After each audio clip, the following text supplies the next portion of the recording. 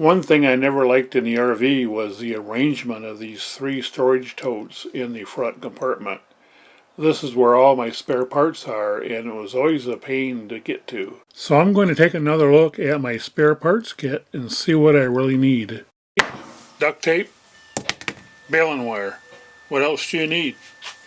The solution that I come up with is this Engel dry box. This is a 30 quart capacity, and some people actually use this for a cooler, but I think its intent is more of a dry box than a cooler.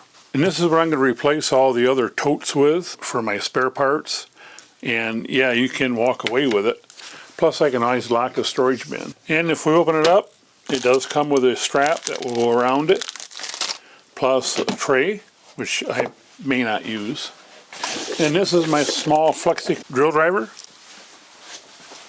And my electrical tool kit, which you've seen both of these in different videos. And I have just enough room now to put in my spare parts. And I've talked about spare parts kits before. Typically I put in things that have busted over the years, and especially things that are hard to find. So the first thing is an extra sensor for the Mopica tank check. And I have a nice hank of paracord, which was featured in one of my 5 things videos. And a little bit of plumbing tape, which I'm going to put in this tray. And I have some yellow tape for propane, and I have a hose repair kit, and a couple extra plugs for the water heater. And I have a box with some extra batteries, and Sierra 3023 batteries, super glue, Gorilla Glue, a couple screws, some fuses,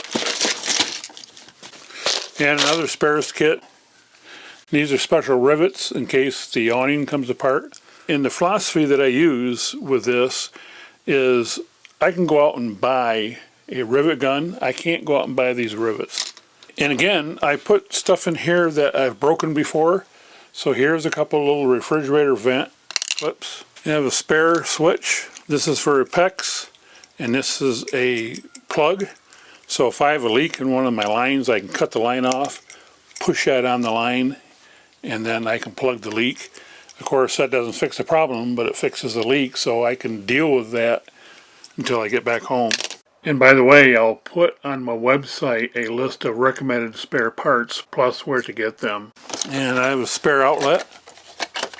You always need cable ties. And here's a SureFlow switch kit for the SureFlow pump. And we have an on-off wall switch.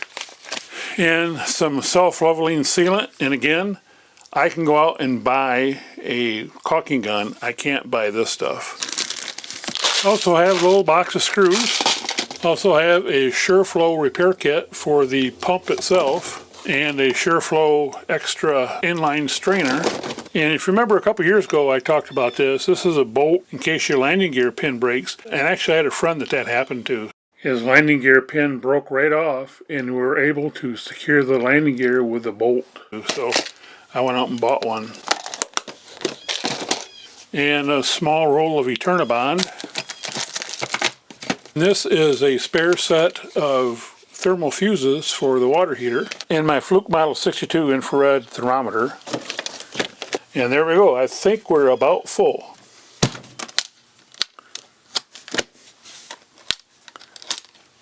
The Engel box works really good, and it fits in the same spot the other 3 boxes did. Actually, it takes up a little bit less space because the other 3 boxes were all the way up to the top. This is going to work out great. Visit rv-project.com.